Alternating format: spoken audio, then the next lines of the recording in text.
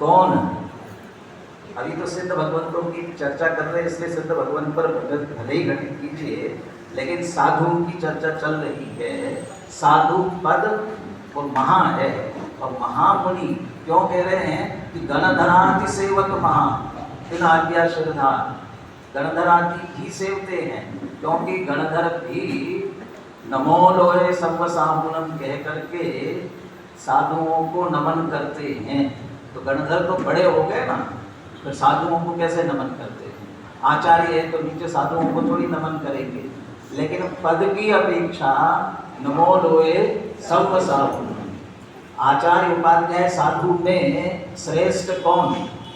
साधु। आचार्य उपाध्याय साधु में हमें लगता है आचार्य श्रेष्ठ, क्योंकि हम पद देखते हैं। फिर वास्तव में श्रेष्ठ कौन? चत्तारी मंगल, चत्तारी लघुत्तमा, चत्तारी शरणम भवज्जाति में आचार्य और उपाध्याय नहीं लिया, साधु लिया।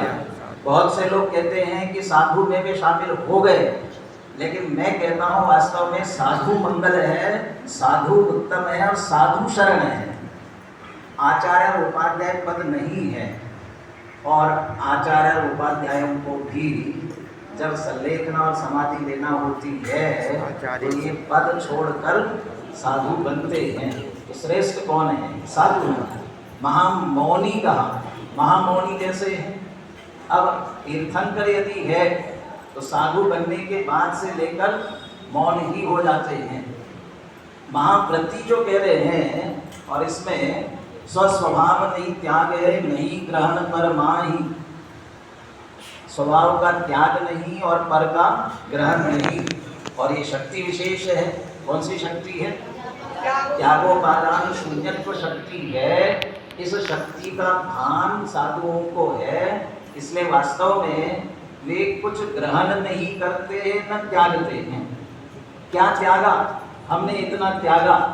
यदि हमने इतना त्यागा, यदि अभी भी बैठा है तो फिर त्यागा क्या? अब क्या ग्रहण किया कि महाव्रत ग्रहण किए। यदि महाव्रत अकेले ग्रहण किए हैं तो वास्तव में साधुपना नहीं है। एक टोडरमल जी शब्द का प्रयोग करते हैं और एक दौलत राम जी करते हैं। दौलत राम जी कहते हैं मुनिव्रत धार अनंत पार ग्रहवे उपजाए। मुनिव्रत धारण किया, ग्रहवे तक गए, पैर निज आत्म ज्ञान बिना सुख लेशन। और अभी सुनील जी याद कर रहे थे